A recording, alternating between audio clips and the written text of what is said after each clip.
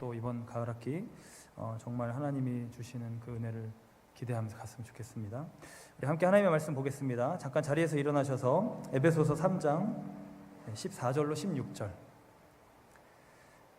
저랑 같이 한 목소리로, 길지 않으니까요, 함께 읽겠습니다. 시작. 이러므로 내가 하늘과 땅에 있는 각 족속에게 이름을 주신 아버지 앞에 무릎을 꿇고 비노니 그의 영광의 풍성함을 따라 그의 성령으로 말미암아 너희 속사람을 능력으로 강건하게 하시오며. 아멘. 아멘. 하나님의 말씀입니다. 네, 오늘부터 그 내면 세계의 질서와 영적 성장, 이 책에 관한 설교들을 좀 하려고 합니다. 이 책 내용을 우리 그 전에 교재 때도 그랬지만 그냥 똑같이 그냥 이렇게 풀이하는 게 아니라 거기에 있는 내용들을 가지고 제가 또 나누고 싶은 내용들을 따로 나누거나 아니면 그걸 더 심화해서 나누거나 연결된 다른 내용들을 같이 좀 묶어서 나누거나 여러 가지 나눌 텐데, 어쨌거나 우리 내면을 세워가는 그 일을 가을 학기에 좀 돌아보려고 합니다. 여러분의 삶의 영적인 유익이 있길 바라고요. 외모지상주의라는 말이 있죠. 네, 외모지상주의. 우리가 이 시대를 보면 저도 미국이든 한국이든 이 겉모습에 매우 예민하다고 느껴요.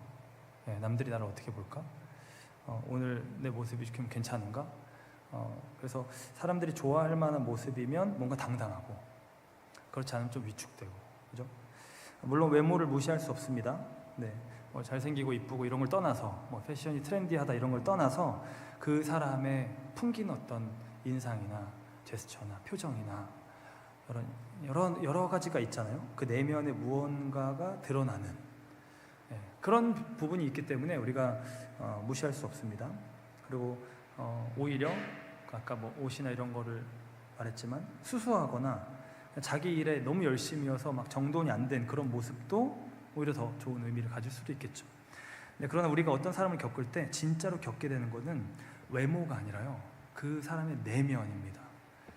친밀하게 알아가면 알아갈수록 그 사람의 속에 있는 걸 겪어요, 우리는. 그죠?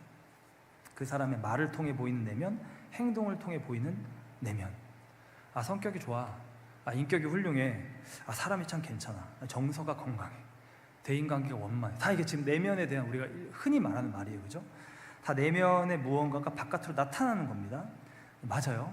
근데 이거는 우리가 흔히 일상에서 하는 표현이고, 제가 생각하기에 우리가 이 책을 읽어가면서 혹은 우리가 기독교 영성에서 말하는 그 깊은 내면이랑 비교하기에는 조금 막연하고 뭉뚱그러져 있습니다. 아, 성격이 좋아, 인격이 훌륭해, 이런 내용들은.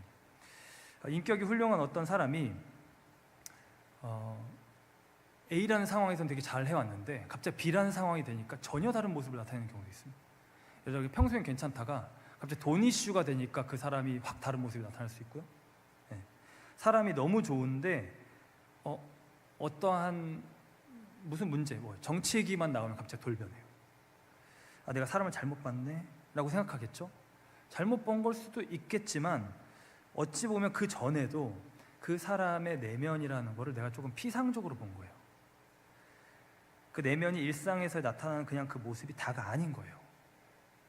또 나름 내가 정서가 건강하다고 생각했는데 어떤 순간에 뭔가 어떤 조건들이 딱딱딱 맞아, 이것도 힘들어지고 저것도 힘들어지고, 예를 들어 사귀던 사람이랑 헤어지고, 직장에서도 어려워지고, 가족 안에서 무슨 일이, 그러니까 인생의 어떤 시련을 탁탁 경험하니까 나는 정서가 늘 건강하다고 생각하던 사람이었는데 갑자기 내 마음이 너무 피폐해져, 너무 날카로워지고 우울해지고, 아, 내가 왜 이러지?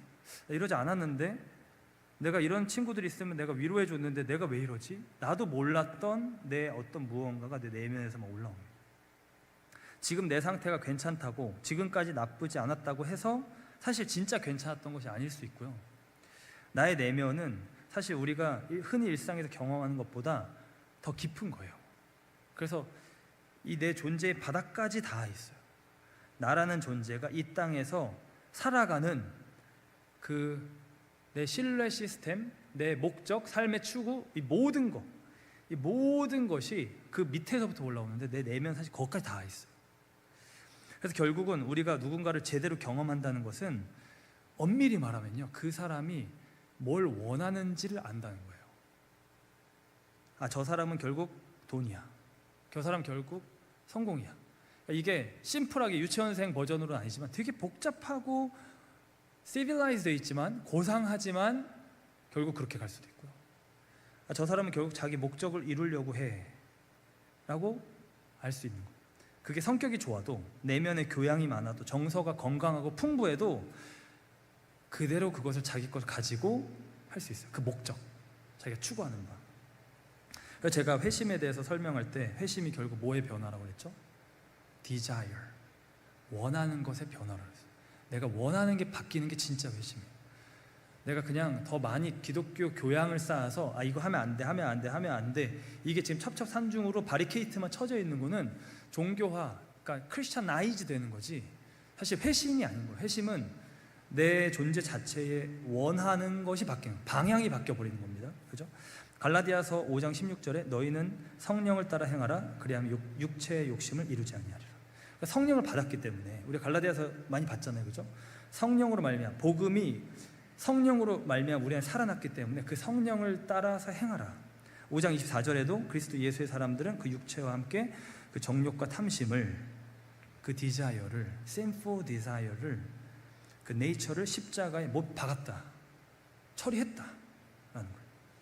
진짜 회심은 그 디자이어를 다룹니다. 진짜 회개는 내 원하는 게 바뀌는 거예요. 내 소욕이. 그렇죠?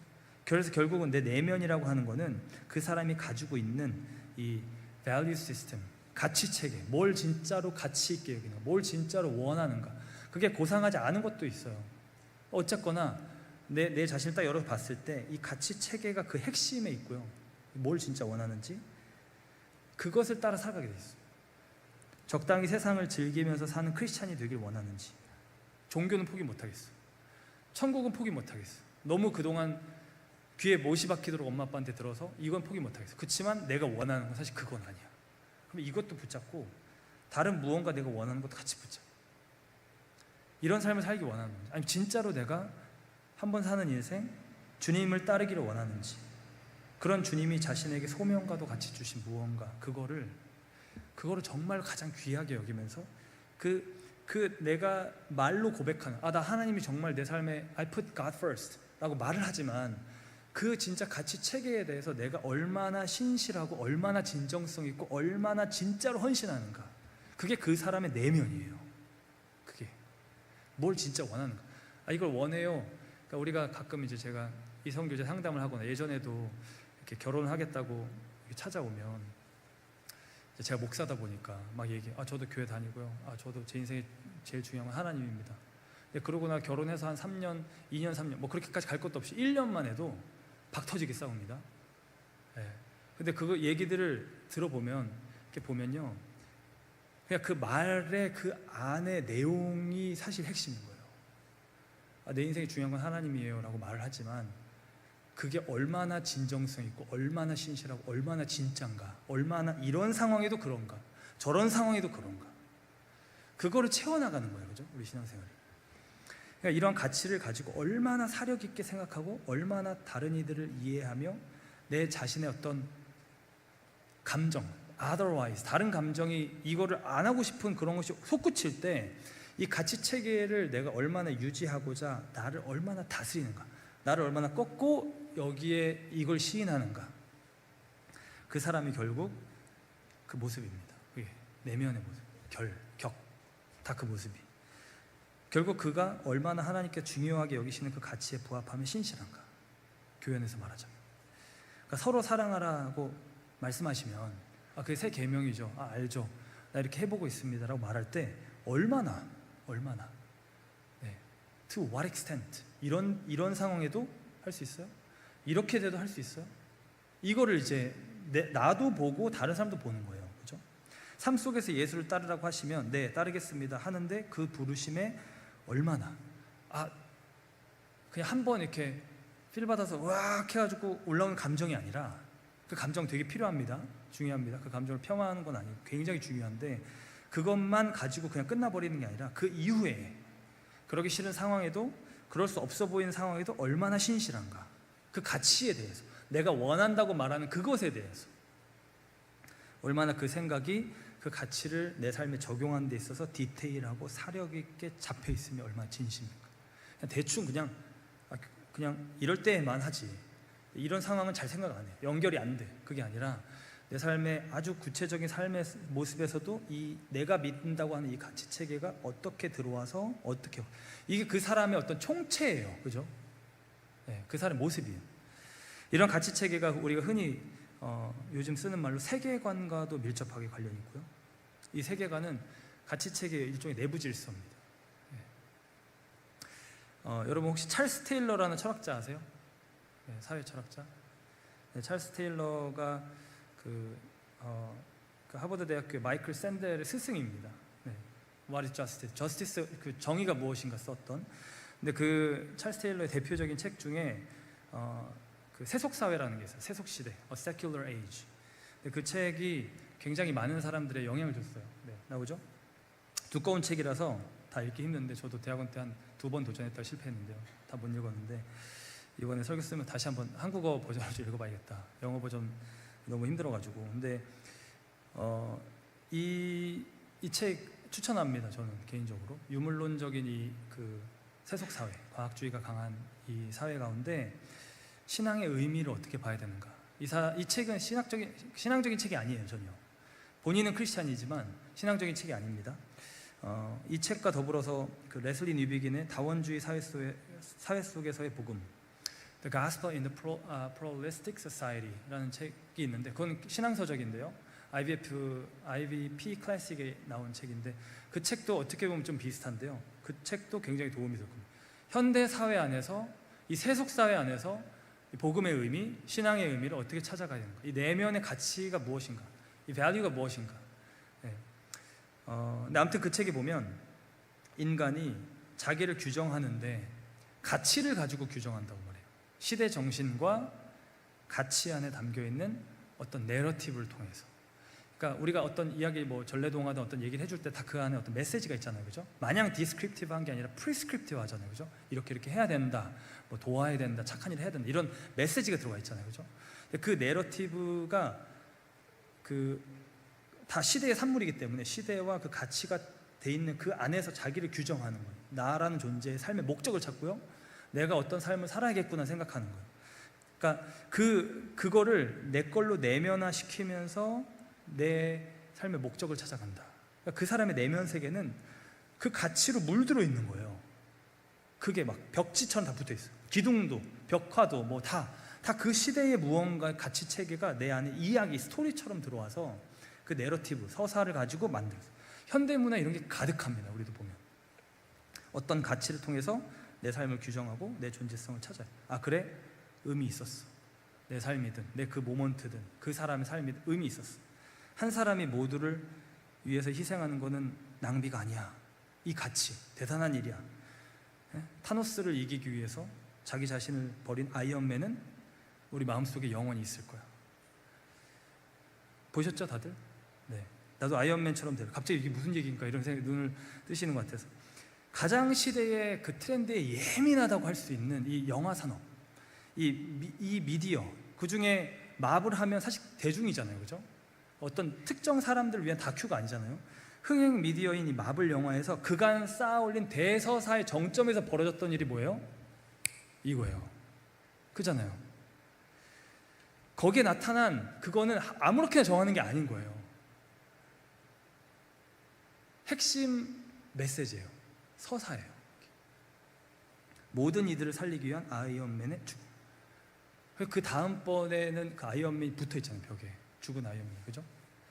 가치가 담겨 있고요. 그 시대의 정신이 담겨 있고 그 아이언맨 내러티브가 있어요. 이게 지금 픽션이라서 그렇지 우리 일상에 정말 누군가가 가치 있는 일을 위해서 자기를 단번에 희생하거나, 네, 뭐 의인들, 열사들 막 이렇게 부른, 혹은 지속적으로 자기를 희생하면서 그 사람의 스토리나 내러티브가 내 무언가랑 맞물리잖아요. 그러면 우리는 그 사람의 가치 체계를 내면화시켜 버립니다. 따라 버려요. 내 걸 받아들여요. 역사적인 인물이라면 그 사람을 우리 사회에 숭고한 익sem플로 올려요. 유관순 열사 이렇게. 그 사람의 내면의 깊은 무언가가, 그 가치가 다른 사람의 내면에게까지 전해졌고요. 그게 단순히 좋은 감정이나 좋은 기억 정도가 아니라 내 존재 자체를 흔드는 어떤 무언가 된 거예요. 왜냐하면 이게 지금 내 존재의 밑바탕이라니까. 문영배 재판관에게 있어서 김장하 선생이 그런 분이고요. 제가 몇 번 얘기했던 제 멘토 장로님이 어떻게 보면 그런 분이에요. 그 사람의 내면을 깊이 흔들어서 영향을 주는 거예요. 내가 저분을 따라가고 싶다라고 만드는, 저 가치를 나도 실천하고 싶다라고 만드는. 제가 지금 내면 세계의 어떤 개념과 깊이를 말하려고 이렇게 길게 설명하긴 했는데, 이걸 가지고 제가 성경의 개념을 가지고 쉽게 정리해 볼게요. 결국은 뭐냐면요, 영혼이에요.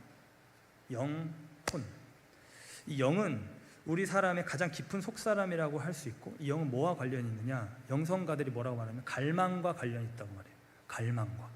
영은 갈망과 관련이 있습니다. 영은 쉽게 말해서 이 소욕이에요. 성령의 소욕, 육체의 소욕. 영은 갈망과 관련이 있어서 성령을 받잖아요. 그럼 예배하고 싶어지는 거예요. 성령을 받잖아요. 말씀을 읽고 싶어지는 거예요. 시켜서 하는 게 아니에요. 어디 기독교 기숙학교에 들어가서 억지로 하는 게 아니에요. 체프를 드려야지 크레딧을 받기 때문에 하는 게 아니에요. 내가 지금 예배를 드리면 죽어요. 근데도 예배를 드리고 싶은 거예요. 말씀을 읽고 싶어지는 거예요. 기도하고 싶어지는 거예요. 예수님이 희생하시고 사랑하신 것처럼 나도 그렇게 가고 싶어지는 거예요. 그게 내 영 안에 벌어진 하나님의 역사입니다. 예전에는 그걸 생각도 안 했는데 바뀌는 거예요. 내 존재를 흔드는 어떤 진짜 영적인 이 레볼루션 같은 진리가 내 안에 들어올 때 바뀌는 거예요. 헨리 나우엔이라는 분이 있습니다. 이분이 기도의 삶이라는 책에서 첫 본론을 이렇게 시작합니다. 기도란 하면 할수록 더 하고 싶은 갈망이 생긴다.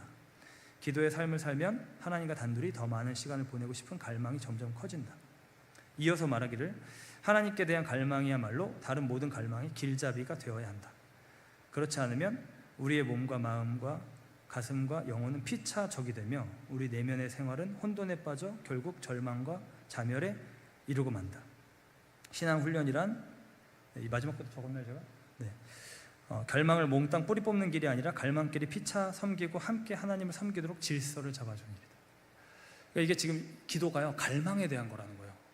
이분이 기도의 어찌 보면 거장인데, 갈망이 임해서 더 점점 갈망이 커지고, 이 하나님께 대한 갈망이 핵심 갈망이 돼서 다른 갈망들을 다스리게 된다.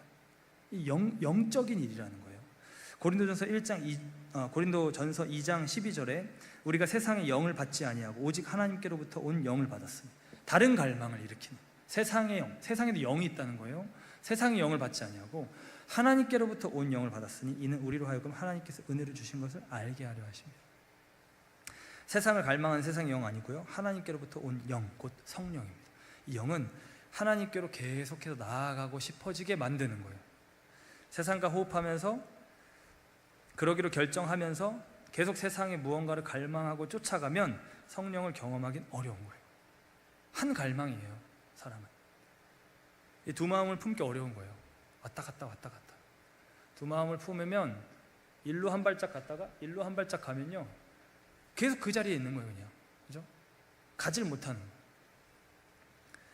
그것이 영의 어떤 속성입니다. 그 성령 받은 거듭난 영에 나를 이끌어가는. 그러면 그 거듭난 영이죠. 성령 받았어요.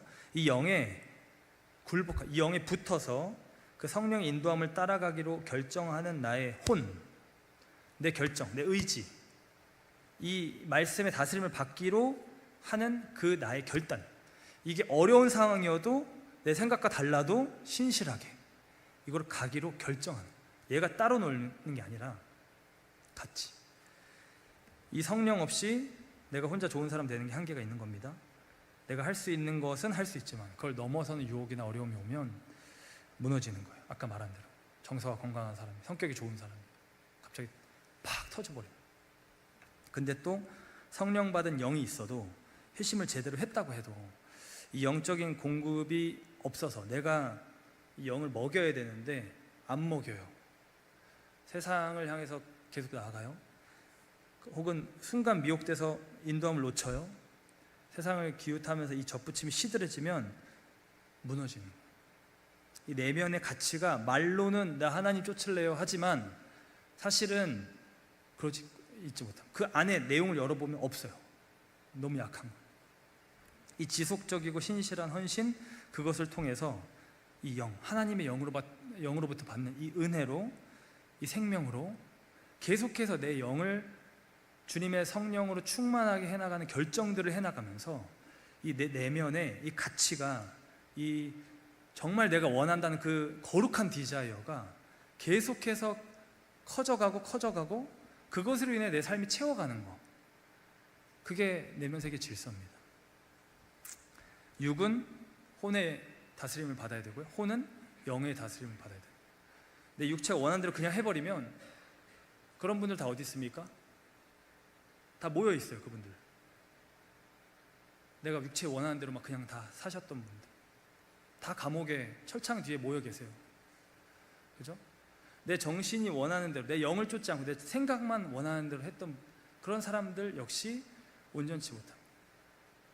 정말 하나님, 그러니까 그 빛의 자리에서 육체의 것을 쫓아간 사람들이 떨어져 나갔던 것처럼, 이 세상의 빛, 세상의 도덕, 세상의 법률이 아니라 그 하나님의 법에도 거기에서 따르지 않는 사람들은 결국 하나님께서 멀어져 가는 겁니다. 그래서 그 성령으로 말미암아 내 혼이 녹아들고 다스림을 받고 거기를 따라갈 때 하나님의 영으로 받는 무언가가 내 안에 역사하는 거예요. 그게 내 마음이 경험한 하나님의 충만함입니다. 그렇게 돼. 그러니까 성경에 보면 내 정신 승리, 내 능력, 내 똑똑함, 내 지혜 이렇게 가는 게 아니라 하나님의 무언가를 내가 받아서 하는 구조예요. 다 내게 능력 주시는 자 안에서 내가 모든 것을 할 수 있다. 성령이 오시면 너희 권능을 받고 증인이 된다. 성령이 오시면 내가 한 일 너희도 할 것이고 그보다 더 큰 일도 한다. 그러니까 지금 원천이 다른 곳에 있는 거예요. 원천이 다 이 구도입니다. 스가랴서에도 우리가 많이 봤던 말씀, 힘으로 되지 않냐고 능으로 되지 않냐 오직 나의 영으로 되느니라. 그러니까 하나님의 일을 하나님의 영이 일으키는, 이 영이 예수 믿어서 성령 받고 나의 혼적인 자아가 그 성령께 순복된 상태 있죠. 성령으로 인해 다스림, 성령이 물들어 있는 상태. 그게 내면 세계 질서가 바로 잡힌 거예요. 성령을 쫓아가고 있는 상태가 된 거예요. 운전대를 하나님께 맡긴 거예요. 성령이 인도한, 무릇 하나님의 영으로 인도함을 받는 자들은 하나님의 아들들이라. 그들이 하나님의 자녀고요, 하나님의 아들들이. 그 내면 세계 질서가 잡힌 겁니다. 그러니까 영에 힘이 없거나 혼이 영을 누르면서 말씀이 막 와도 아니야, 내가 맞아. 설마 그러겠어? 혹은 내 감정이 너무 강해서 하나님의 위로나 부르심이나 가르침이 와도 그걸 기회조차 안 주고 막 자기의 그 감정과 그 안에서 막 헤맬 수 있어. 자기 연민, 분노, 그런 감정, 굉장히 강한 감정입니다. 우리의 드라이브를 굉장히 세게 거는 감정들이, 그죠? 분노, 엄청난 에너지가 나오죠. 내 내면 세계가 질서가 다 무너진 거예요. 성령을 쫓아야 되는데. 그러니까 이번 책은 이 그릇을 만드는 책이에요. 이 성령을 어떻게 받는가 이런 신학책이 아니에요. 어떻게 보면 그런 성경을 깊이 막 파헤친 책이 아니에요. 근데 어찌 보면 우리에게 굉장히 중요한 책이에요. 매 주일이든 금요 기도회든 사랑방 나눔이든 은혜를 받을 때 내 안에 이 그릇이 없었다면, 그 하나님의 영을 바라는, 갈망하는 그 가치를 가지고 나아가는 내 안에 무언가를 갖춰져 있지 않으면 사실 그 은혜는 그릇이 없으니까 쫙 와서 경험은 되는데 다 없어져요. 저장이 되지 않는 거예요. 성령을 쫓아야 하는데 성령은 탄식하시고 근심하시고 나는 무언가를 계속 갈망하면서 다른 것을 쫓고 있는 모습이, 이 질서가 무너진 상태, 이거 그릇을 준비하지 않는 상태. 그게 뭐든, 내 성공이든 재산이든 누군가의 관계든 심지어 사역까지도 그 내 가치 체계를 무너뜨리는 요인이 될 수 있는 거예요. 오늘 사랑방에서 읽을 책의 그 부분의 내용이 들어가는 말입니다. 일종의 인트로덕션이고 프리페이스인데, 거기에 이 책의 그 저자 고든 맥도날드 목사님의 그 어떤 이야기가, 경험이 있어요. 사역을 한다고 했지만 사실 그 안에 미묘하게 다른 사람들 앞에서 인정을 받으려고, 남들에 비해서 조금 일찍 성공한 나의 이 모습을 지키려고, 유능했던 분 같아요. 얘기를 들어보니까 잘해 보이려고, 나를 프루브하려고. 괜찮아 보일 수 있죠. 나쁜 거 아닐 수 있죠. 일 열심히 한다 칭찬했을 수 있고요. 주변에선 죄를 추구하는 것도 아니고 중독에 빠진 것도 아니고요. 나쁜 거 아니에요. 별 문제가 없어 보여. 근데 이런 모양까지도 심지어 별거 아닌 것 같지만 하나님을 내 가치체계 최고로 놓지 않았을 때 사역이 거기에 올라가 있었을 때 얼마든지 우리의 내면 세계를 헝클어뜨리고 무너뜨릴 수 있다라는, 질서가 일단 어긋난 거예요. 저도 이분과 굉장히 흡사한 경험을 한 적이 있습니다. 제가 나눴던 적이 있는데, 제가 신대원 때, 신학대학원 때 사역에 어떻게 보면 미쳐 있었어요. 그 신대원 딱 그 기간 동안. 어릴 때부터 제가 목사가 되고 싶었잖아요. 일반 대학을 갔죠. 우리 주변의 목사님들의 추천 때문에. 대학부 청년부 생활 진짜 열정을 다해서 다 했어요. 말씀 기도 보고 하면서 교회 살다시피 하면서 그 사역 같은 사역, 청년으로서 할 수 있는 사역들을 하다가 드디어 신학교에 딱 간 거예요. 그러니까 그동안 청년이었는데 일종의 공식 사역 라이센스가 주어진 거예요. 전도사. 그러니까 그토록 하고 싶었던 사역을 할 수 있고 부르는 곳이 이제 생기는. 그러니까 막 다 가는 겁니다. 곳곳에. 오라는 요청 마다하지 않고 다 뛰었습니다. 설교를 막 말씀드리면 여러분들이 좀 너무 심하다 느낄 정도로 일주일에 막 그렇게 하고 다녔고요. 주변에서 막 걱정하고 안 지치냐, 소속이 안 지치냐. 괜찮았어요. 사실 이분도 자기 안 지칠 줄 알았다는데 저도 안 지칠 줄 알았어요. 그때 채우는 은혜들이 다 있었고. 근데 한 2년 반쯤 지나서 번아웃이 왔습니다. 세게 왔어요. 빵. 당시 제가 구체적인 이유는 어떤 사건은 기억이 잘 안 나는데 결국 근원적인 이유가 뭐였냐면요, 제가 감당해야 되는 어떤 사역적인 무게는 점점 막중해지는데 이 영적 공급이 시원치 않고 질서가 세워져 있지 않으니까 이게 우선순위가 살짝 뒤바뀌어지면서 이게 와장창 무너지기 시작하는, 못 버티고, 제 느낌이 제 자신이 시체가 된 것 같은 느낌이었어요. 산송장 걸어다니긴 하는데 영이 메말랐어요. 너무 메말랐어요. 하루는 저랑 같이 기도를 종종 하던 동생과 그 학교에 있다가 우리 이제 이대로 안 되겠다, 기도하러 가자. 기도탑에 올라갔습니다. 올라갈 때 마음은 30분만이라도 하자 했어요. 장신대 저런 기도탑이 있어요. 주기철 기념 기도탑. 안 그러면 죽을 것 같아서 그러기 상태로 올라가는데, 올라가서 기도를 딱 하는데 30분을 막 간절한 마음으로 하니까 그날이 날이었던 건지 그 전에는 막 그렇게까지 잘 안 됐는데 살 것 같았어요. 그리고는 거룩한 동기부여가 이렇게 확 올라왔어요. 이 모든 것을 하나님이 지금 이 자리에서 회복시켜 주시겠다라는 믿음이 올라왔고요. 이 은혜를 회복하고 싶다라는 마음이 막 솟구쳤어요. 그래서 둘이 기도를 이렇게 골방에서 하다가 그 친구한테 잠깐 멈추고, 갈 때 되면 가라, 나 기다리지 말고 가라. 한 2시간쯤 지나서 그 친구는 갔고요. 저는 어떤 마음으로 기도했냐, 하나님 저 오늘 밤 집에 안 갑니다. 내일도 은혜 안 주시면 저 내일 수업도 안 갑니다. 학점도 포기합니다. 막 이런 식으로. 사역도 안 갑니다. 아무것도 할 수, 이대로는 도저히 안 됩니다. 근데 다행히 하나님이 그날 안에 은혜를 주셨어요. 3시간쯤 됐을 때 은혜가 터져 나왔습니다. 그러니까 그거를 뭐라고 설명할 수 없지만 그냥 지하수의 안반수가 터진 것처럼 주체할 수 없을 정도로 이 성령의 은혜가 제 안에서 흘러나오는 느낌이었어요. 그냥 완전 갑자기 그 한순간에 완전히 바뀐 거예요. 물이 안 터지다가 이 광야 사막 같은데 이게 터진 거예요. 그러니까 1초 전이랑 1초 후랑 너무 다른 거예요. 지금 학교 광장에 딱 내려와서 기도탑에 내려와가지고 딱 섰는데 거기 있는 학생들에게 다 갑자기 복음을 전하고 싶은 거예요. 다 신학생이에요. 복음 모르는 사람이 아니에요. 이들에게 복음을 전하고 싶은 거예요. 왜냐하면 제가 같이 공부하면서 같이 교제하던 그 수많은 신학생들, 전도사들 메말라 있는 거 너무 많이 봤거든요. 은혜가 있다고, 이 복음 예수 믿어라 이런 얘기가 아니라 하나님의 은혜를 주신다고, 이 얘기를 하고 싶어요. 하나님 우리에게 신실하시다고.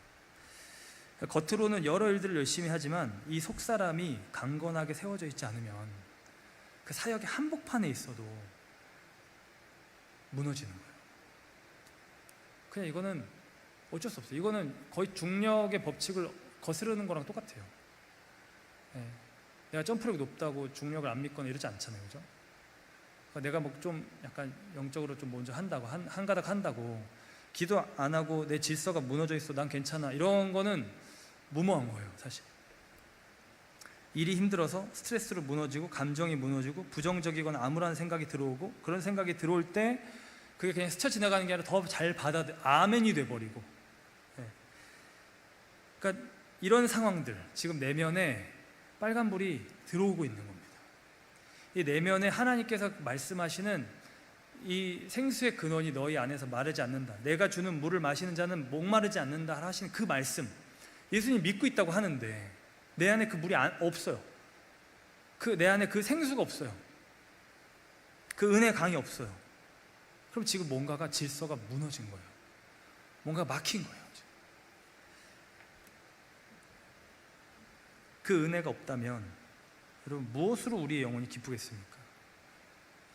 우리의 성공, 아까 말한 우리 가치에 하나님 먼저 놓고 그 밑에부터 있는 가치, 우리 가족의 건강, 나의 성공, 나의 업적, 재산도 잘 있으면 좋겠고 좋은 사람 만나고, 이런 게 다 있으면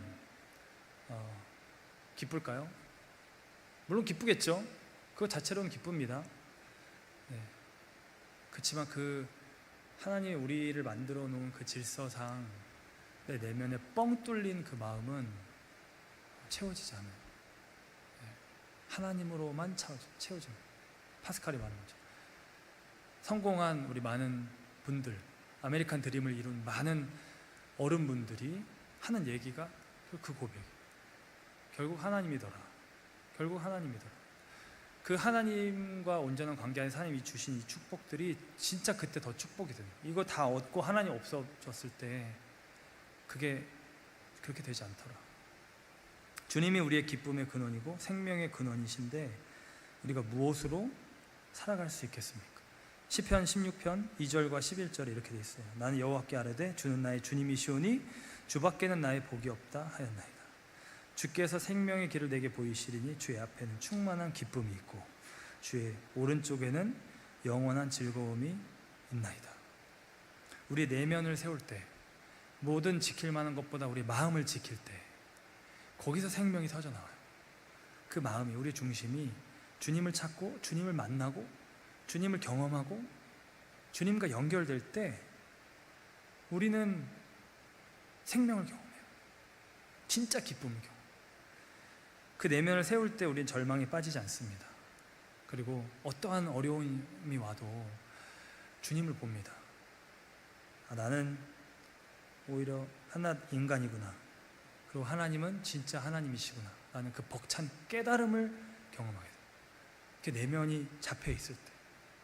그러니까 환란이 환란되지 못하는 거예요. 어떤 면에서.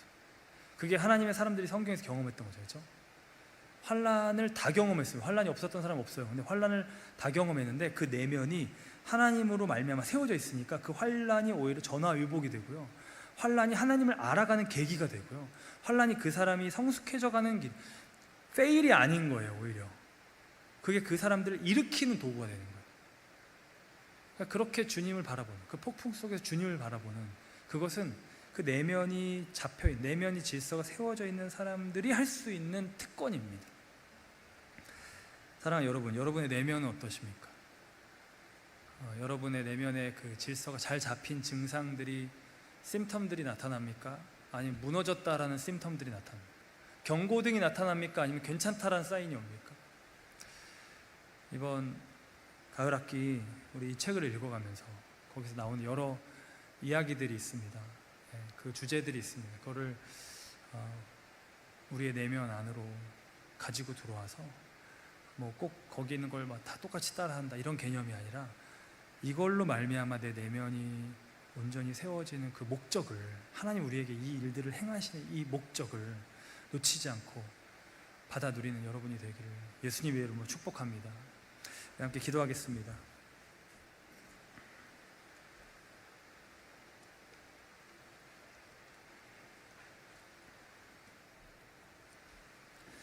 같이 말씀 나눈 대로 여러분의 내면이 어떤지 한번 돌아보기 원합니다. 여러분 안에 하나님으로 말미암은 기쁨이 있습니까? 아니면 그 기쁨이 없어서 다른 세상의 위조된 기쁨을 찾아 나가십니까? 뭔가 마음이 허해서 쇼핑을 하고 싶거나, 뭔가 마음이 외롭고 허해서 자꾸 누군가를 찾아가고 싶거나, 누군가에게 전화를 하고 싶거나, 뭔가 허해서 세상을 기웃거리고 미디어를 스크롤 다운하고 있고, 뭔가 허해서 분명히 주님 앞에 충만한 기쁨이 있다고 했는데 주님의 우편에는 영원한 즐거움이 있다고 했는데, 그 우리를 채우는, 목마른 자들을 채우는 그 영원한 생수가 예수님 안에 있다고 그랬는데 나는 그것이 있는가?